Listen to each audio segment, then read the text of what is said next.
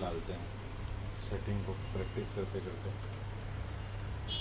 ठीक है, तो इसका इंफॉर्मेशन कहाँ तक है, ये दिख रहा है यहाँ पे, और स्टार्ट है यहाँ से। ठीक है, तो ये है उसका पोजीशन, किस पोजीशन में रखा है हमारा 380, इसका यहाँ पे लिख लेता हूँ 3801088।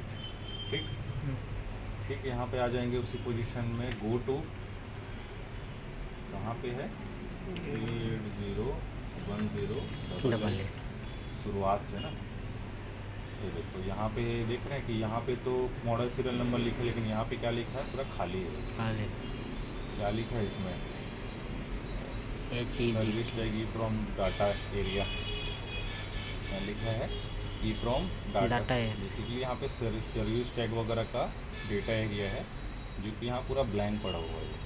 ठीक है, तो अच्छी बात है। हमको कहाँ से करना है, 24 से करना था। 24 बोल ले तो ये डॉलर दिख रहा है ना, डॉलर मतलब यहाँ से इंग्लिश चालू होगा। वही सेम लोकेशन में यहाँ भी हम लोग रखें तो सेम पोजीशन वही 1088, यहाँ भी 1088। अब यहाँ से क्या करेंगे, मैं सीधा यहाँ पे 43 लिखा दिख रहा है ना, यहाँ से कहाँ तक का कॉपी कर लूँगा, सेलेक्ट कर लेता हूँ पहले जो H20 दिख रहा है, यहाँ पे ये लिखा हुआ, ठीक है ना, डिजिट वाला।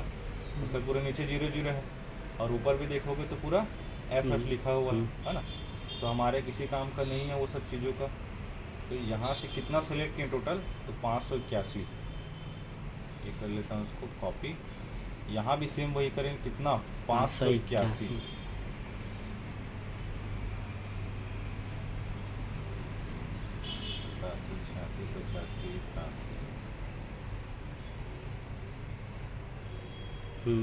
ठीक, इतना ही है 581। यहाँ भी 581 वही था, कॉपी अलग बात कर लिया फिर कंफर्म करने के लिए। ठीक, पेस्ट। अब यहाँ पे ये ध्यान देना, इतना करने पे कहीं भी इसका कोई साइज़ एक भी डॉट ऊपर नीचे नहीं होना चाहिए। सेम है साइज़, और इस पर भी सेम है साइज़। ठीक है, तो ये बायोस हमारा हो गया है एक प्रकार से रेडी। इसको कर लेते हैं हम लोग सेव एस। अब इसको जिस भी नाम से हम लोग चाहे सेव कर सकते हैं। मैं यहाँ पे इसको LA-H323P new BIOS dot bin, last में डॉट बिन। ठीक, कर लिए सेव। इसको क्लोज, इसको भी क्लोज, इसको भी क्लोज। ये हमारा बन गया है नया बायोस फाइल। अब इसी फाइल को हम लोग क्या करेंगे, इसमें प्रोग्राम तो सीधा ओपन किया। ओपन करने के बाद में हम लोग इसको बनाए थे डेस्कटॉप में ही, मॉडल H। ये रहा न्यू बायोस, है ना। Okay, right. अभी कुछ एरर इसमें दे सकता है, उस एरर को हम लोग बाद में और भी मैनुअली फिक्स कर सकते हैं। अभी सीरियल मॉडल डाल दे तो DMI ID वगैरह नहीं लेंगे, ये संभावनाएं हैं, हो सकता है ना ले, हो सकता है ले।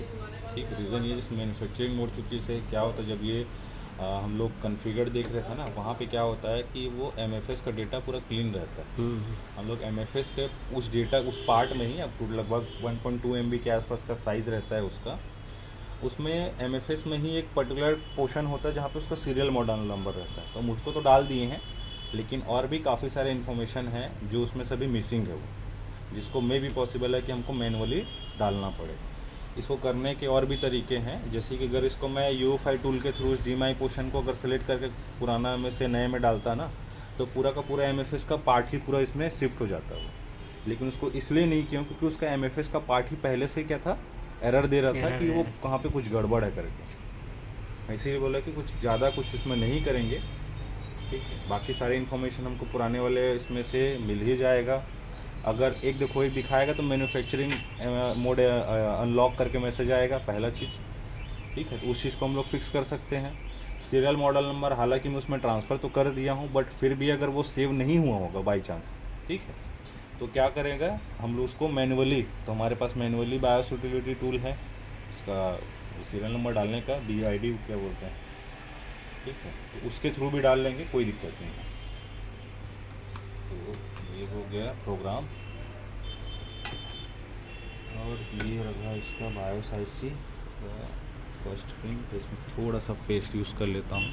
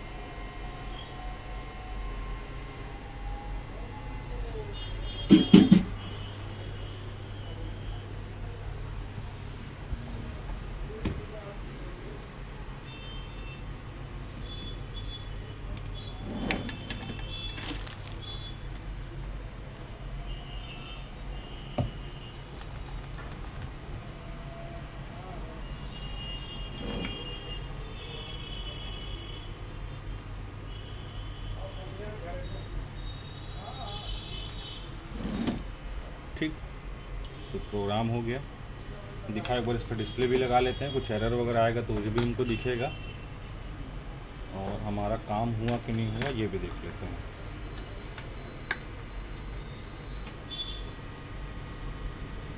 अगर बायोस का ही फॉल्ट होगा तो इतने में इसका सॉल्व हो जाना चाहिए। इसका फ़ैन दिखाना, फ़ैन एरर मारेगा नहीं तो ये लगा लेते हैं। कुछ सेटिंग वेटिंग की ज़रूरत में भी पॉसिबल हमको पड़े।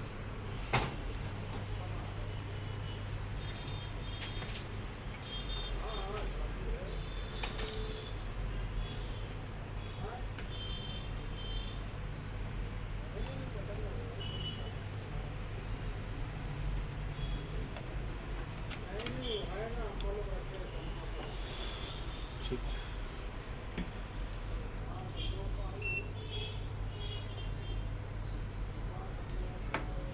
मैं किया हूँ, कीबोर्ड को लगा ले रहा हूँ कीबोर्ड करने से पहले।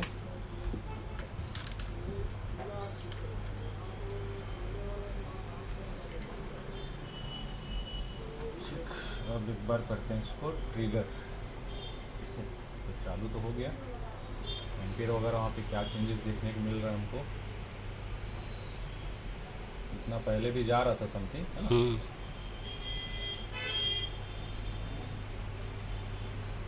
वन शॉट में डिस्प्ले ब्लैंक आ रहा है फिलहाल ना। थोड़ी देर वेट करते हैं। बायोस अपडेट वगैरह कुछ रन हो रहा है क्या वो देखते हैं। ये देखो फ्लैशिंग बूट ब्लॉक आया। लैपटॉप पे क्या बैठना 2 मिनट आ रहा हूँ।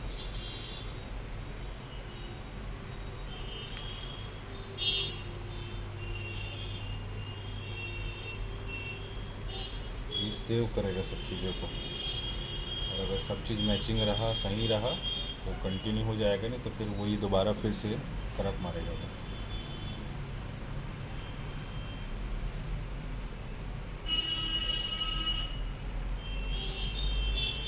थोड़ा समय लगता है ना। जो नया बायोस हम लोग डाले हैं ना वो क्या करेगा, क्योंकि प्रोग्रामेबल आया भी रहता है तो उसको पूरा वो बूट लेता है, पूरा फाइल को एनालाइज करेगा सही है कि नहीं है, बूट ब्लॉक वगैरह मैच हो रहे हैं कि नहीं हो रहे हैं। सब चीज़ सही होगा। हार्डवेयर कॉन्फ़िगर बेसिकली CPU और हमारा PCH है और फर्मवेयर सब चीज़ आपस में कंबाइन होगा। तो ऐसे समय में 2-3 बार हो सकता है रीस्टार्ट, जैसे भी रीस्टार्ट हुआ ये सेकंड टाइम बंद हुआ, ठीक है, फिर चालू हुआ अपने आप।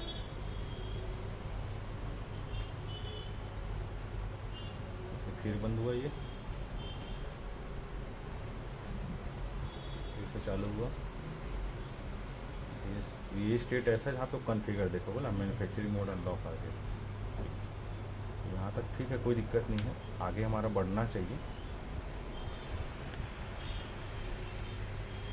मैं स्कैन पेस्ट करता हूँ बायोस में जाने के लिए। वहाँ पे हमको क्या क्या इन्फॉर्मेशन अभी दिख रहा है नहीं दिख रहा है ये देखते हैं। हार्ड डिस्क वार्ड डिस्क अभी कुछ लगा नहीं है इस वजह से, नहीं तो विंडो आगे बढ़ता ना। तो ये आ गया मेरा बायोस मेन्यू।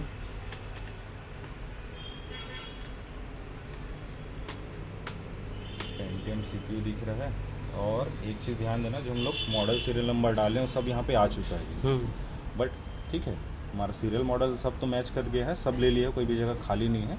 बस एक चीज़ बचे, जो मैन्युफैक्चरिंग मोड अभी इसमें अनलॉक आ रहा है, उसको हमको लॉक करना पड़ेगा, तो वो विंडो लगने के बाद में, ठीक है, विंडो ओपन होगा उसके बाद में वो हो पाएगा ये। तो बाकी सारी चीज़ें तो सही है, वन शॉट में हमारा डिस्प्ले आ चुका है। एक बार और रीस्टार्ट करके देख लेते हैं।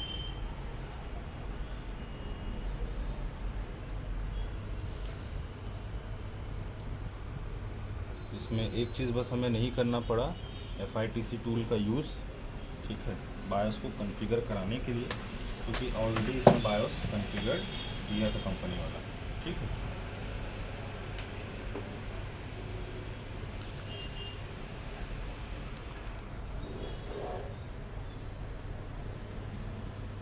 चलो इसको बाकी चेक करना, मैं थोड़ा देखता हूँ स्मार्टफोन वाला, ठीक, थोड़ी देर इसको चलने दो।